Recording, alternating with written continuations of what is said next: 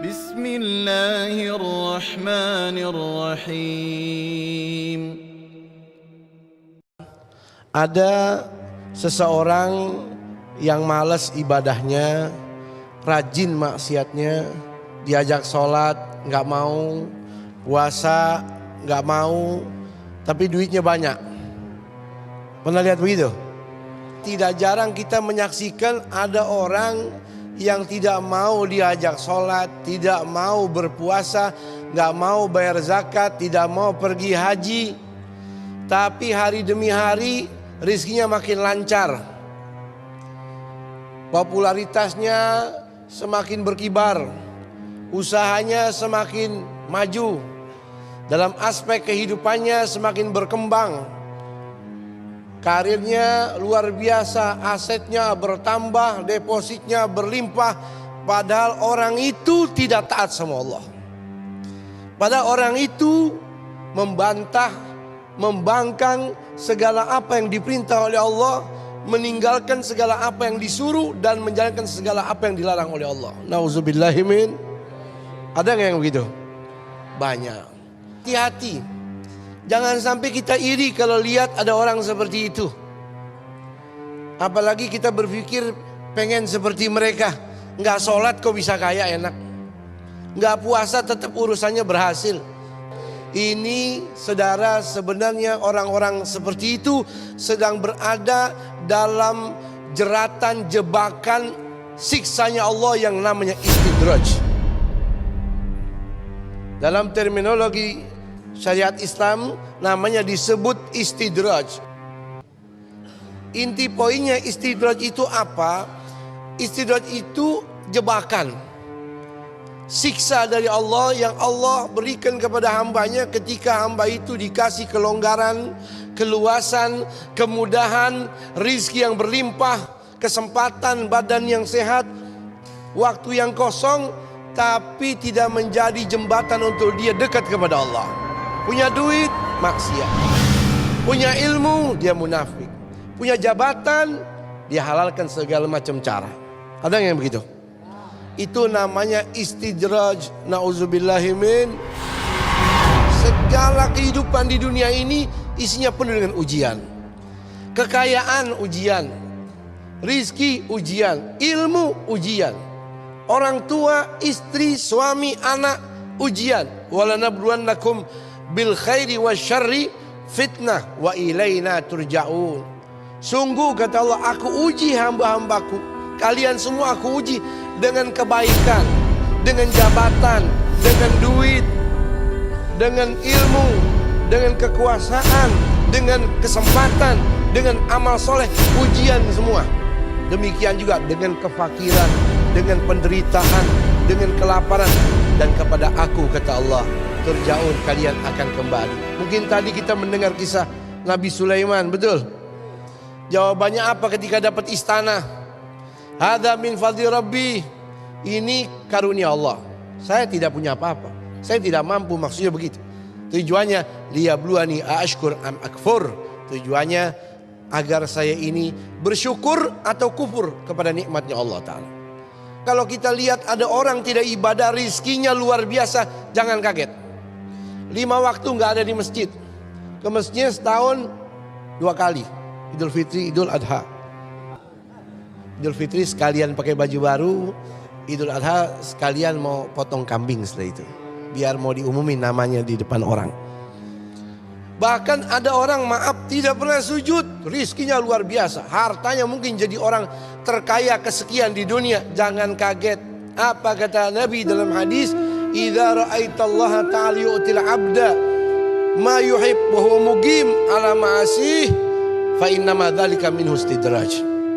Kalau mana engkau melihat ada seorang hamba minta apa saja dikasih sama Allah, padahal tukang maksiat, ahli melakukan perbuatan dosa, kerjaannya melanggar perintah Allah, tapi minta apa aja kabul. Punya mobil satu, ya Rob, pengen punya dua, dapat. Punya dua, pengen tiga. Tanahnya di mana-mana, asetnya, depositnya luar biasa, tapi sholat dipaksa aja nggak mau. Dengar suara azan, pusing kepalanya. Kata Nabi, jangan kaget, itu adalah istidraj. Fa innama dzalika min istidraj. Dia sedang diulur sama Allah, diulur terus. Supaya apa, Bib? Supaya siksanya pedih dan berat buat dia. Kalau ada orang siksanya bisa selesai 1 tahun, 10 tahun, ini sengaja didesain sama Allah supaya 500 tahun kekal di neraka dulu. Ini dunia halalnya hisab, apalagi haramnya, betul? Tuh. Apa kata Allah dalam firman-Nya? Falamma nasu ma dzukiru bihi. Itu umat-umat zaman dahulu, ibu bapak, ketika mereka lupa atas peringatan dari Allah. Fatahna alaihim abwaaba kulli syai'. Kata Allah, aku bukakan segala apapun yang dia mau.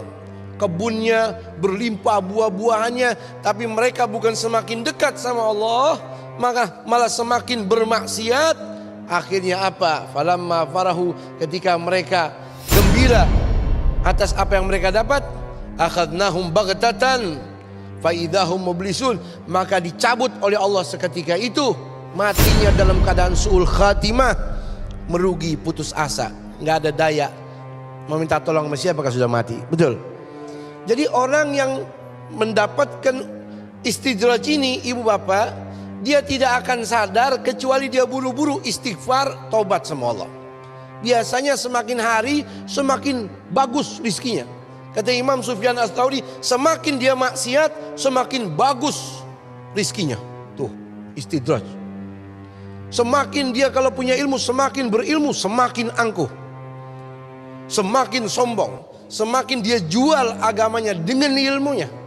Kalau dia dapat rizki, semakin bertambah itu rizki, kemaksiatan semakin bertambah. Itu namanya istidraj. Hati-hati ibu bapak. Mudah-mudahan kita dapat rizki yang halal dan kita tidak dijadikan hamba-hamba yang diuji sama Allah dengan istidraj. Sayyidina Umar dalam kitab Imam Syafi'i meriwayatkan Sayyidina Umar itu kalau berdoa diantaranya begini, ya Allah, saya berlindung padamu ya Allah, jangan jadi hamba yang dikasih ujian istidraj. Takut. Imam Ahmad bin Hambal kalau dipuji sama orang karena ibadahnya bagus, ilmunya tinggi, akhafu an akuna istidrajan. Ya Allah, saya takut ini pujian orang istidraj buat kita.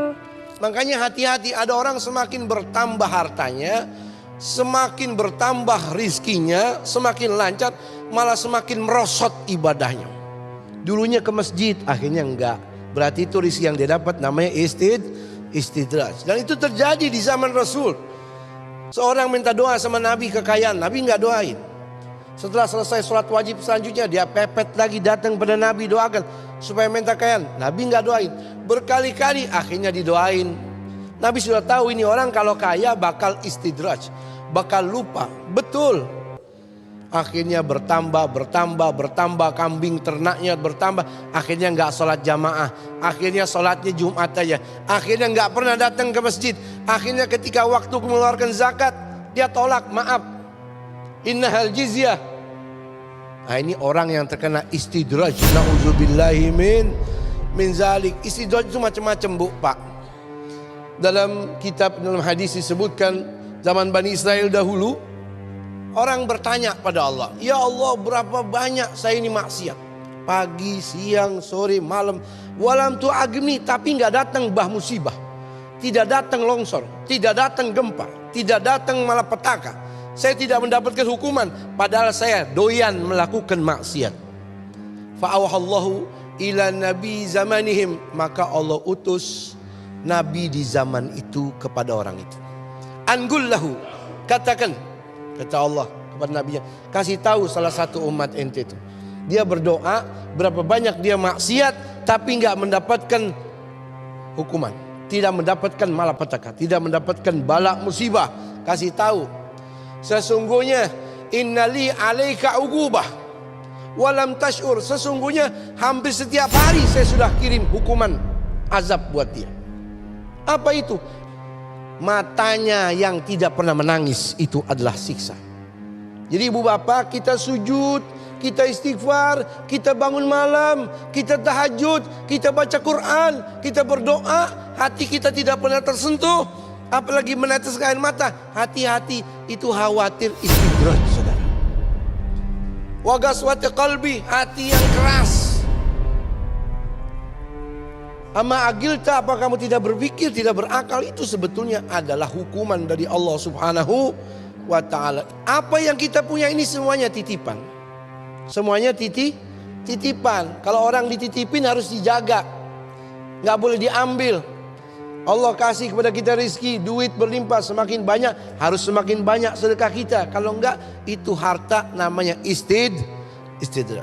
Semakin bertambah ilmu, bukan semakin angku, semakin merendah. Kalau tidak, ilmu itu istidraj. Semakin mendapatkan jabatan, kedudukan, itu amanah, jaga. Kalau tidak, itu namanya istidraj. Dan istidraj ini adalah uluran. Istidraj artinya orang naik tangga dalam bahasa Arab. Seperti orang naik tangga, dia diulur terus menerus diuji. Tapi kalau sudah waktunya, idza akhadhahu lam yuflithu. Kalau sudah kena waktunya, mati dia belum taubat. Ibu bapak hadirin wa hadirat, tidak ada manusia yang sempurna kecuali Sayyiduna Muhammad sallallahu alaihi nabi. Orang yang sempurna. Tapi lihat, orang yang sudah tidak punya dosa selalu nangis. Duduknya aja baca istighfar. Setiap duduk Nabi gak kurang 70 kali. Astaghfirullahaladzim.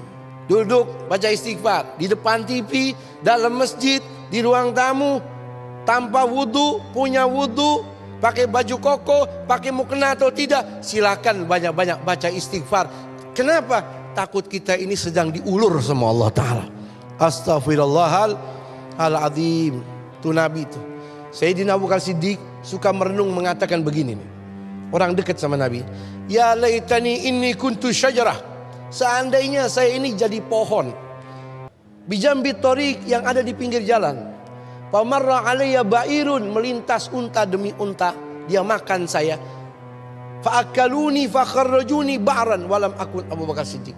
Lalu saya dikunyah seperti tanaman, lalu dikeluarkan menjadi kotoran, tidak berani menjadi Abu Bakar Siddiq. Sayyidina Umar suka berkata begini, ya laitani inni kuntu kabsyan di ahli. Seandainya saya ini jadi kambing gibas.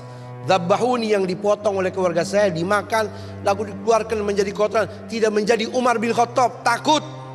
Sayyidina Utsman kau lihat kuburan, nangis.